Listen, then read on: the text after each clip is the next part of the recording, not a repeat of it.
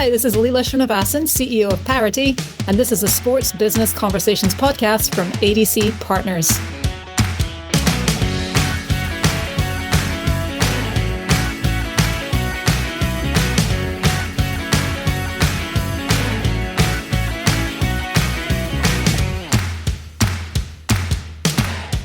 Hey, this is Dave Almy, host of the Sports Business Conversations podcast. Many thanks for stopping by to check out this latest episode. Now, with so many people interested in working in sports, it's amazing how many successful sports business executives I talked to that didn't start out with that goal. A lot of them were caught completely off guard by the opportunity to do so. And that's definitely the case with this episode's guest, Leela Srinivasan. The experienced tech CMO of companies like OpenTable and SurveyMonkey was really just starting to wonder what might be next for her. And it was at that moment when Parity, a groundbreaking sports marketing platform that features a network of professional women athletes and also was looking for a new CEO, came knocking. And it's been a match made in heaven. With a passion for sports and a creative mindset, Leela has been able to leverage her previous experience in sales and marketing to help brands find the perfect partnerships with Parity's network of over 1,100 professional women athletes, including 300 Olympians and Paralympians. In our conversation, we talk about Leela's career journey to Parity, why women athletes make such compelling brand ambassadors, the power of authentic storytelling, the successes she and her team have experienced, and the challenge that still lay ahead. All this, and you'll also learn what wine would pair perfectly with this podcast. So thanks for stopping in to listen to my conversation with Leela Srinivasan, CEO of Parity. Hope you enjoy. Leela, your resume doesn't read like the typical sports business executive, right? Those tend to have a lot of team experiences, league, agency backgrounds, da-da-da-da. Here are some of the companies that are in your resume. OpenTable, SurveyMonkey, LinkedIn, and others. There's a smattering of venture funds in there. This is not your typical sports business resume. So with that in mind, we got to start by talking about your career trajectory a little bit and how it led to this moment with Parity.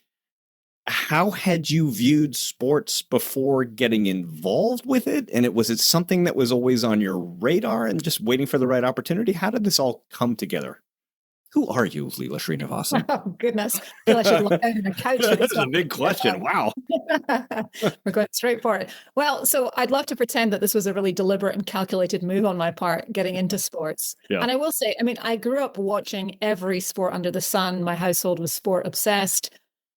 But I played high school sports as well. Tennis, field hockey were my two big sports in Scotland. Never mess with a field hockey player. That's a rule for life. I also learned never put a field hockey teenager on a golf course because I had a terrible hook. Anyway, that's a story for another podcast. That's a golf podcast story right there. Yeah. Really. But anyway, so I loved sport growing up, and I've always been a big watcher of sports, but I'd never actually considered working in it. Yeah. When I arrived in the States, straight out of college from Edinburgh University, I did various things career-wise. I worked in sales for 5.5 years. I went to business school. I worked in management consulting, and then I spent 13 years in tech marketing, including a number of the brands that you mentioned. When I left tech marketing, and I had 3 successive CMO roles, so chief marketing officer of companies ranging from Series A through post-IPO, and ranging from 40 employees to 2,000 plus. All I knew was I wasn't looking to be a 4-time CMO, at least not immediately. You've been on that elliptical before. It was time for maybe something a little different. Yeah, it's more like a hamster wheel, actually. No, that's what I was right. Okay. Especially public companies. But point being, I love marketing. I love the parts of my brain it exercises, the kind of the overlay of quantitative and qualitative, the creativity. But I was just ready for a different role, and I just got very fortunate that Parity approached me at that time about this opportunity. And of course, as soon as we can talk about all the reasons that I decided this was something I wanted to do. But what I have found in crossing into this role is Parity sought me out because of that mashup of experiences in sales, consulting, and marketing, as well as with marketplace businesses. All of those piece parts are relevant for the work I do at Parity. But of course, now I'm here, I'm like smacking my head and going, why didn't I find sports earlier? This is such a great industry to be part of. And it's super fun. It's dynamic, it's energetic. There's just so much opportunity, especially on the women's sports side where I sit. You were a bit of a unicorn for Parity then, right? They had been looking for a CEO for some time and finally got to you and said, "Oh my gosh, this is it." And that's how that came together, or how did that evolve?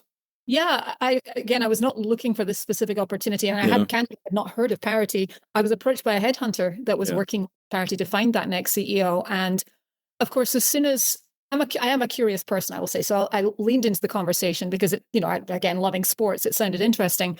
And then as soon as I began to better understand the long inequity that's existed and continues to persist in sport, and as I got to know the Parity team and some of the athletes that we work with, I just became absolutely convinced that this is where I wanted to spend my time. But I am here by virtue of a headhunter. So, bless the recruiting industry. Every once in a while, sometimes those random sort of conversations you don't see coming are the ones that sometimes have the most interest and the most fun, right? So like somebody said to me once a long time ago, and it's a credo I've lived by ever since: have a conversation with anybody about anything, anytime, right? You just never know what's going to do that. But I'm interested in that transition after you have so much technology and chief marketing experience background. You've got a lot of dynamic other pieces to that experience as well. But what was the most useful parts of your marketing and technology background in helping you make the transition? What was definitely a different industry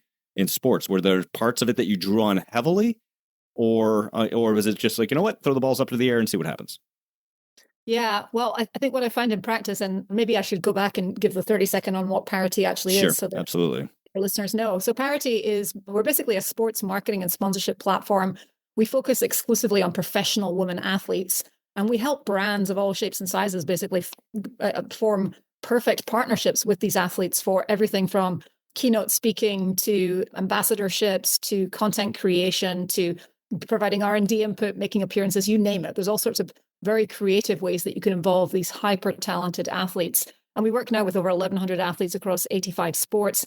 Over 300 of them are Olympians and Paralympians. Top sports are the ones you would think of, like basketball and soccer. It's just a really glorious network and community of women athletes. So I think the pieces of my prior lives, if you will, that I use most heavily. Well, first of all, as a CEO, you're always selling. So Yeah. definitely lean on my sales experience. I think on the marketing side, a lot of what we do is we go into brands and we creatively brainstorm with them. So I am definitely getting my fix of creative ideating with brands around, okay, let's find that perfect match with that athlete who, aligns with your values, the products and services that you're most focused on, the demographics that you're trying to reach, something in their personality, all kinds of different ways to think about that match. But then from there, the sky's the limit in terms of the types of activity. So I find that marketing background is really important. Also helping clients think about how to pull that story through across different channels. And then on the tech side, I think some of it is more just in the working with larger companies of all shapes and sizes. As I said, CMO at companies ranging from Series A all the way through post IPO. So I saw lots of different movies, and I understand that marketing looks different at different companies. The way things are done look different at different companies. And so trying to lean in and help our clients make progress as they start to explore and expand in women's sports as well is something that I've really enjoyed. I suspect that brands must kind of lean back in their chairs a little bit when you sit down across them and you have all that marketing experience and you're able to bring that to the table just using sports and female athletes as the channel, more or less, with which to do so. That's a level of expertise and capability that I think a lot of brands are not necessarily always accustomed to when they're dealing with agencies representing athletes and sports. I mean, that's probably led to some interesting conversations with brands and how these things come to life for them and opening their eyes into the sheer volume of different ways and variety of different ways that these things can be applied. Yeah, well, thank you for saying that. I mean, I like to think I bring a different sort of value, and my team does as a whole. I mean, our team is just this glorious, again, mix of some are current and former athletes, for example, so they bring that athlete perspective to the table as well. So yeah, I mean, I think there's a lot to explore. I'm very, very aware that marketing is continually evolving. I mean, there are different tools, technologies, and so forth that are really important today that just weren't as much of a facet even 2 years ago when I was still working as a CMO. So I try and keep my feet firmly on the ground here. But I mean, I just, again, as somebody who's curious and who has this opportunity to interact with brands large and small and help them think through things, it's very rewarding, and hopefully it leads to good results as well. I think that's also one of the interesting parts of marketing right now, when you're dealing with female athletes who are always in charge of curating their own brands and engaging with people who follow them and things like that. They're often the resource that you can turn to keep pace with what's new and what people are paying attention to in marketing. I hadn't really considered them as that kind of like almost your R&D wing, by working with 1,100 athletes to bring them to the table and showcase what they can do for brands that are going to be new to even someone with the experience that you have.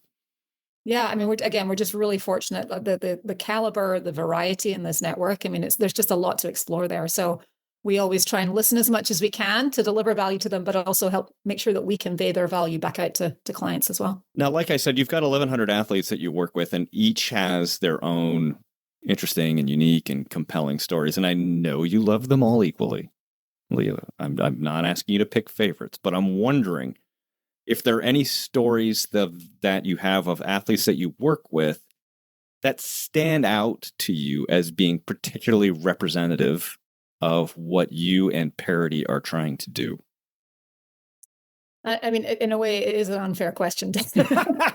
No one said this was going to be fair. What I will do, because they're all amazing. They Right. literally, I firmly believe there is a brand, at least one brand for every athlete, and there's an athlete for every brand. You know, there's just a lot of potential there. Let me share two or three stories that Please. come to mind. So, I mean, one, unless you've been even if you've been under a rock, you know who Ilona Maher is by this point, right? I mean, she's let's see if I can pull that one up. Yeah. Okay. Obviously, the rugby player who's having quite a moment right now. Yes, more than she's having a year, a decade. I don't know what to call it when all is said and done. Ilona's wonderful. We don't work with Ilona. Ilona doesn't actually need our help, I would wager at this point, which is amazing, right? We want more. Says it all. Yes, and I say this as someone who sat in the stadium at Stade de France in late July and watched the women's rugby sevens finals in Paris and saw the US score bronze, which was such an epic moment, I think, for all US sports fans, especially rugby fans. Ilona didn't do it by herself. She had a whole team of athletes, and there were 5 or 6 of that squad of athletes that we're proud to say are members of the Parity community. And one is Naya Tapper, who recently retired from the sport with her bronze medal. And she's been one of our more, visible, I'd say, like partners, and even talking about Parity on different platforms. She's such a wonderful human being. She has stories of her own. And, for brands, because not everybody, as wonderful as Ilona is, not every brand has the budget to tap into an Ilona. But, there are other players who accomplished what Ilona did in Paris who have incredible stories. And I'd say Naya is one of them. So I'll highlight her as just being an example of where, there are other options to help kind of tap into the popularity of the sport. Yeah, as long as you explore the niche more fully, there's definitely going to be opportunities for everybody. Yeah. I'll give a shout out to Joanna Lohman, who is one of my favorites in our community, if I'm allowed to have such thing. Because they're not favorites. They're just people who bubble to the top of your mind at this particular moment. Yes. Jo's often in my inbox, which, helps her percolate to the top of my mind. But yeah. So Jo's a former US women's national team player. And you think about the journey that we've been on for equity in sports. I think the US women's national team is pretty prominent in terms of having campaigned for equal pay. So Jo was part of, sort of like prior generations, if you will, of players who, didn't ever make it at a time when the money was flowing. And we've still got a long way to go across, all sports, including soccer. But this is a bit similar to the Diana Taurasi story. I don't know if you saw, she, when she retired, somebody calculated that her earnings in 20 years in the WNBA probably peaked at, in aggregate, amassed to about 2 million over 20 years for the GOAT of, some would argue the GOAT of basketball. So, Jo's in that camp of athletes who were prominent before, the money started to be more available. And she is a hustler. She is such an entrepreneur. She's an amazing speaker. We actually just placed her to speak at a National Association of Corporate Directors conference of all things, because she's now an advisor at Yale. And, she just brings a lot of the perspective of being a winner, of being a leader in her sport, of the stories of resilience, everything else that you see. but she's not necessarily a household name. So she's Right. another good example of just the caliber of person we have, the caliber of leader, the types of story that these athletes can tell. I'll share one last one. You know, we're very proud to work with a number of Paralympians as part of the Parity network. Lizzie Smith is actually on stage, I think, the day that we're recording this in South by Southwest. That was something. Oh, wow, yeah. But I had the fortune to meet a Paralympian by the name of Kate Brim when we spoke together on a panel in Colorado Springs in June of last year. At the time, she was a Paralympic hopeful.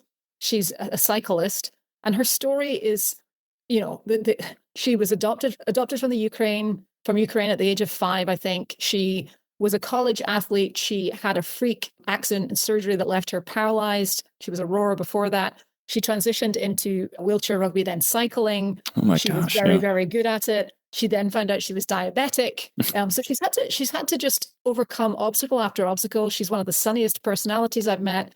And then she went off to Paris, and she was in hospital 6 weeks before Paris. She won gold and I think bronze in Paris. You know, and she's just unbelievable. She's so inspirational. That's just it, right? I mean, even just the high level brushstrokes that you're painting right now, it is that inspiration that when brands partner with athletes, that's the coin of the realm, isn't it? That ability to inspire, to think about the best versions of ourselves, to face adversity after adversity, and not only come out, you know, with the golds and the bronzes and things like that, but to have a disposition that allows you to just draw people to you. I don't know if there's a better story of an athlete and what they could do for a company or a brand that's looking to engage a marketplace. It's a pretty remarkable story.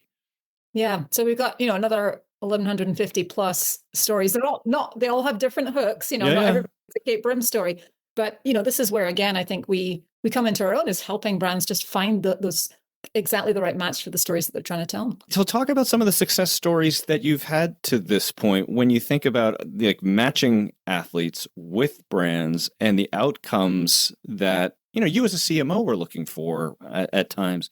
What are the ones that really speak to you about making those kinds of connections and like identifying where Parity is going to be successful? Yeah. Well, when we are talking with brands, and the reason that we're kind of ushering in the direction of working with individual and collectives of professional women athletes, is we think the storytelling potential is huge. Yeah. And that hinges on finding the right match, as we've talked about. Now, sometimes that's a surface match. So I'll give you a fun example from last year, from the Olympics and Paralympics. We work with the synchronized diving duo, whose names are Sarah Bacon and Cassidy Cook. And the hashtag that they had circulating before the Olympics was, drum roll, cooking bacon. Cooking bacon. Yeah. So as you can imagine, that attracted a lot of interest from certain brands. So they became ambassadors of the Minnesota Pork Board for a 6-month period. A dream come true.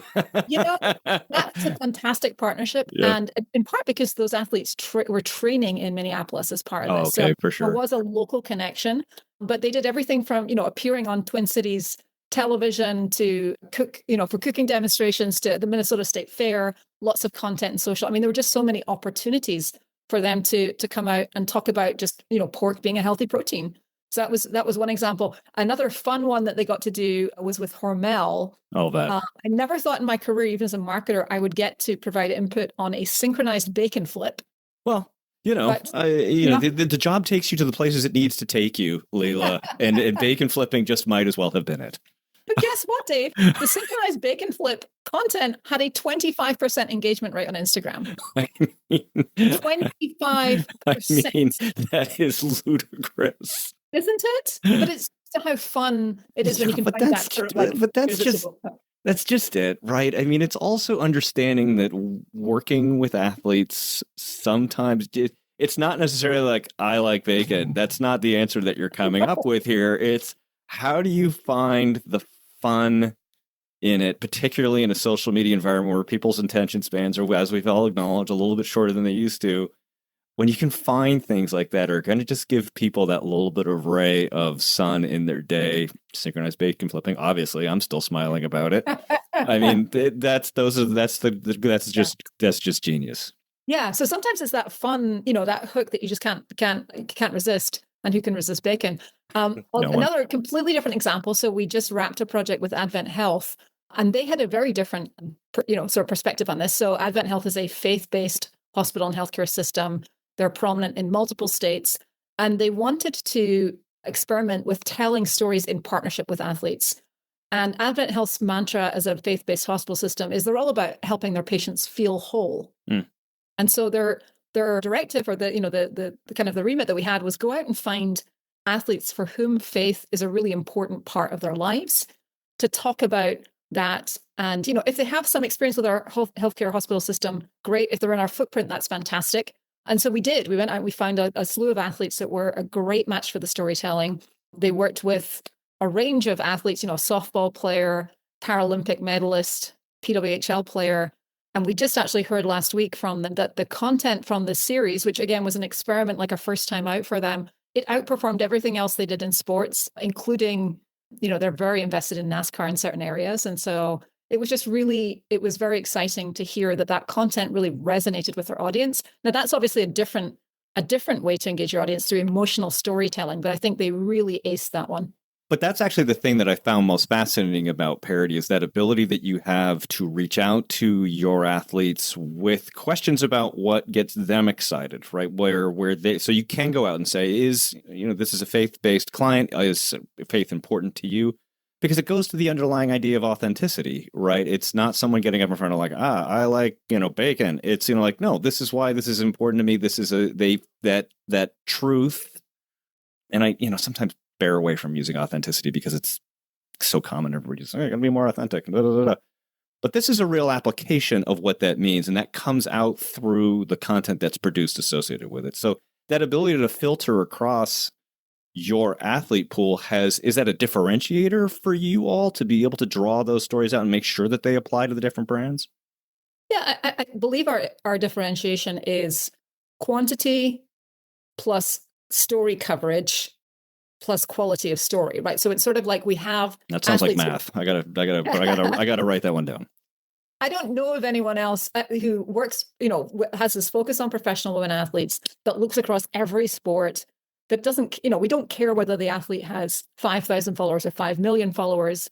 It's their story that can often be the thing that will really set them apart for that sponsor that or a brand that they're working with. So yeah, we do pride ourselves on getting to know the athletes really well. When they onboard with us, we ask them several dozen questions to get started.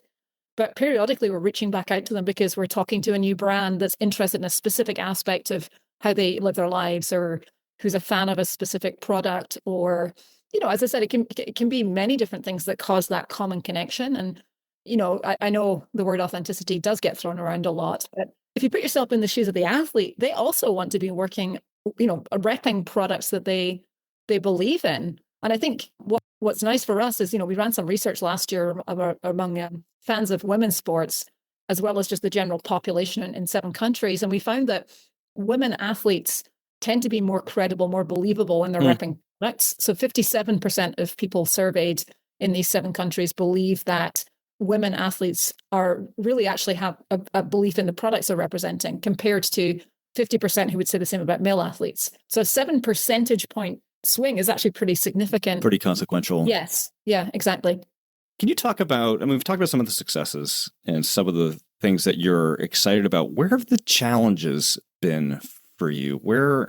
Obviously every job and organization brings its own unique set of those. I'm wondering what you've experienced there that you've gone like, that's harder than I thought that was going to be. How do you see the challenges unfolding and how do you address them? Yeah. Well, when I came into this job, I'd sat on the other side of the table. I'd been the CMO who was being just, seeing pitch after pitch in sports, not often women's sports, quite honestly. Sure. So I know the price points, I, have a sense of what's available. To me, there's just incredible value. Like the assets are undervalued in women's sports by and large and continue to be. So to me, it's a little bit of a no-brainer. I think the challenge sometimes is that brands they're in all different places on that journey of leaning into women's sports. Some haven't started, some are, quite fully invested. A lot just don't even know where to start. And I think sometimes that leads to conservatism in their path forward. So they might invest in the same 10 to 20 athletes that we've all heard of. I did joked about Ilona Maher not being part of our network. Neither is Caitlin Clark, but several of Caitlin Clark's teammates are. It would be easier, though, if we did have Caitlin Clark, in all honesty, right? I mean, because there's a draw that comes from having recognizable athletes. So I believe in the power of the story as a marketer of a decade plus. But sometimes you have to work a little bit harder to get brands to really open up to this notion that, the story is the thing, not necessarily whether they have 5,000 or 5 million followers. And then likewise, on the sports front, you tend to see brands invest in the same sports over and over again, right? You see a lot of investment in basketball and soccer and tennis and golf, maybe a couple of other sports on the margins, but that's where a lot of the money and the interest is. For us, there's this glorious universe of sport that extends in all directions, 85 different sports represented on the Parity platform. And there's so much for brands to explore if they're willing to think a little bit outside the box. But we have to help them get there. So let's talk a little bit about the new partnership with LinkedIn, which is a bit of a full circle moment for you, having worked at LinkedIn for a few years. Can you talk a little bit about how the partnership came together and what your hopes are for it? Absolutely.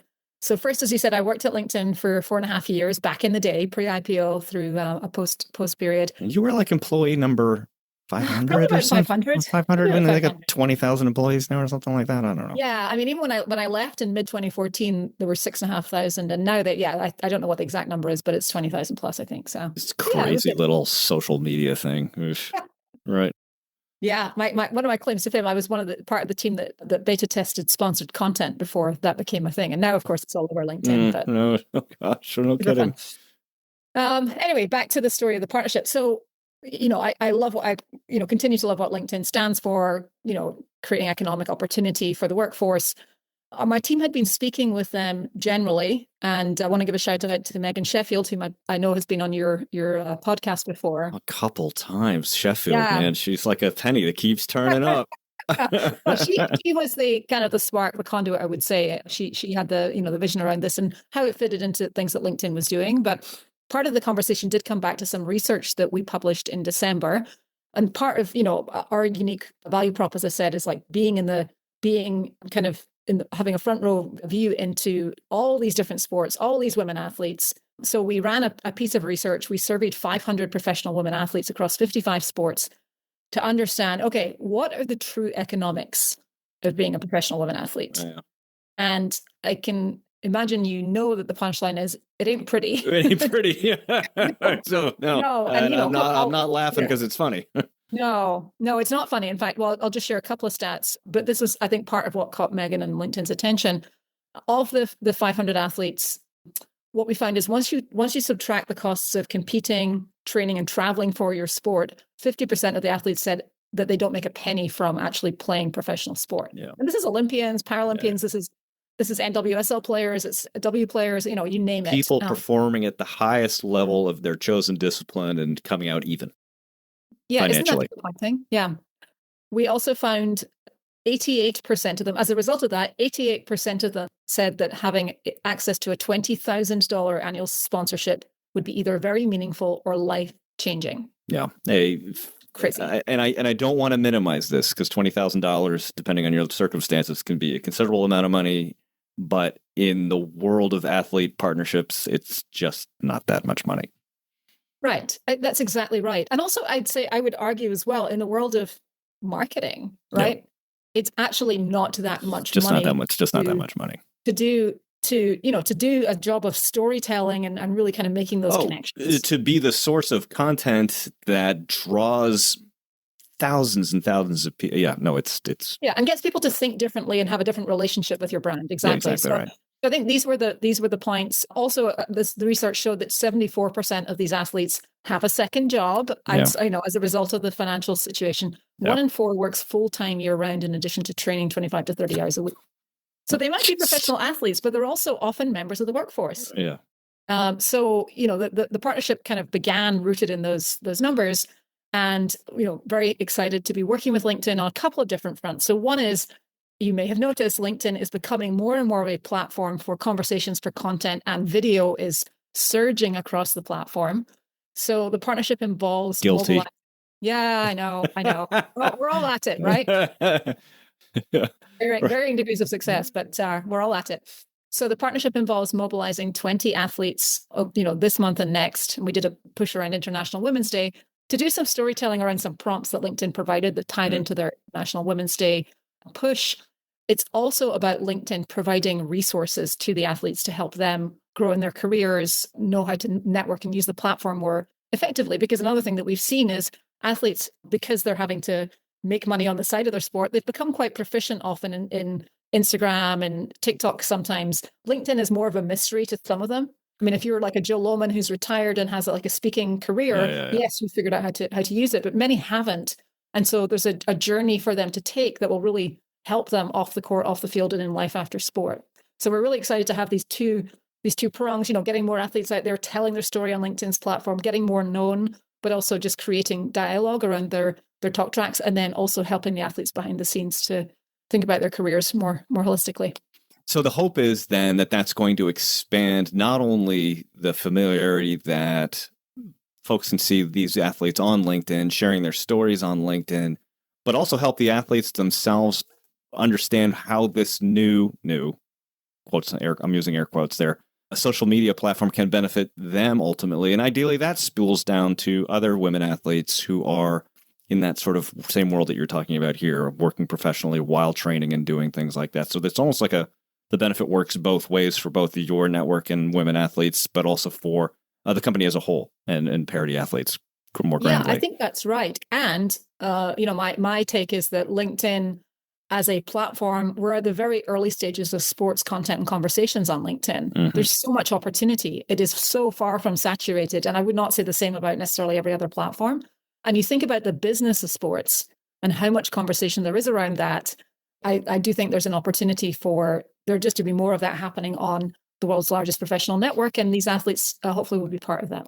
Now, in the last couple of years, we've also seen a launch of several other relatively well-funded agencies that are focusing on women's sports and athletes. Some of them are divisions of much larger traditional sports marketing agencies. Some of these others are startups, different agencies that are planting their flag in the rapidly growing economy that is women's sports. How does Parity want to stand out from this pack of competitors, right? As a chief marketing officer, I know differentiation and is a key aspect of what you do. So how does that look like for you as you think about yourself in comparison to some of the other brands that are out there doing this kind of work? Yeah, it's a great question. I would argue our model is not exactly agency, although we do, in full candor, we struggle to put exactly the right word on it. So we talk about a platform, and we have actually just launched the beta version of an app that allows the athletes to connect to one another, because that's another piece of value that we think we can add to the Parity community, is that ability to chat with other athletes from across different sports, compare stories, share best practices, that sort of thing. So I think that piece is somewhat unique to us. Also, I mean, just going back to what I said earlier, just about the quantity of athletes, the number of different story angles that we can cover because of that just breadth of athlete and the quality of those stories. Last time we looked at the numbers, roughly 80% of our athletes do not have an agent. They're too small, quote unquote, to be commercially interesting to the agencies and entities that have historically focused on repping athletes and helping athletes. I think what the breadth of our community allows us to do is go into a conversation with a very open mind with a brand. Because as I said, I firmly believe for every brand, there's at least one athlete, and for every athlete, there's at least one brand. And our job is really to find the right one. It's not to push one athlete over another. So I do like to think it gives us more objective seat at the table, if you will, because we really want to try and find that perfect pairing and help the brand achieve its objectives. Yeah, it puts you out of the business of trying to shoehorn the brand into the solution versus trying to find the best solution to fit what the brand is trying to do, more or less. Well said, Dave. I might steal that. I think I just had that moment like Will Ferrell did in Old School. I got to go lay down in the corner. Your work is done. My work here is done. Now, you've been in the C-suite with a number of different companies like we've talked about, right? Chief marketing officer for several, but I think this is your first as CEO. Is that correct? That's right. Yep. So what surprised you the most about being in the big chair? First of all, I'd say, I don't know if this is a surprise, but more of like a validation of how much I learned as a CMO is directly relevant for being a CEO. When you were, sitting around the table as a CMO, marketing's such a fun endeavor because you have legitimate reason to have a deeper relationship with literally everybody. Yeah. Product, finance, the technology side, the sales team, HR, and all the, culture and employer brand, you name it. You could go on and on in terms of the points of commonality. So I feel really surprisingly well prepared, I guess, for thinking through different challenges that inevitably end up in your lap as a CEO. So that's been so no moments where you've been like, what the? Well, I mean, I'm definitely doing things I've never had to, Sure. think about, which maybe leads me into the second learning, which is that, especially as the CEO of a startup, I mean, you are the stopgap for literally everything. So, I came in expecting I would need to be selling a lot and, evangelizing that part I enjoy. I didn't expect to be quite as deeply involved in things like migrating our 401k program for our employees. And how, that's why everybody gets involved in a startup, isn't it? I mean, it's very important. It's important to our employees. It's important to me. 100%. But in transitioning services, I mean, that's a multi-month project. And I have an HR business partner of sorts who works for us on a part-time basis, but I don't have anybody who's full-time in that seat. And so, that sort of very specific thing I could find myself pulled into. And then in general, if there isn't somebody to do it, then either you have to find someone to do it or you end up doing it yourself. So it's a very varied, sometimes frenetic, but ultimately very rewarding seat to be in. No boring days. No boring days. Look, let's wrap up this part of the conversation with just sort of looking a little bit down the road, right? I think we've established that women's sports is clearly in a growth mode, but I'm wondering in your mind, what's needed to keep that trajectory going? I asked this question the other day of Jess Smith of the Golden State Valkyries because I was using a Billie Jean King quote where she said, which in that mind was, it's billionaires, not millionaires investing in the sport. And then Jess added on to that. She said, it's broadcast, it's facilities availability. She went through a very, very clearly well thought out, not the first time she'd been asked that question, list of the things that will be needed to keep doing. I'm wondering what you would add to the list in your own mind, like the things that you see are needed to keep the momentum rolling. Well, first, I'm already a Valkyries fan because I'm a Golden State Warriors fan because I lived out in the Bay Area for many years. So I'm super excited about their season. And that's super excited, cool. Yeah. You had a chance to talk to Jess. I agree with everything she said. The infrastructure, all of that needs to catch up.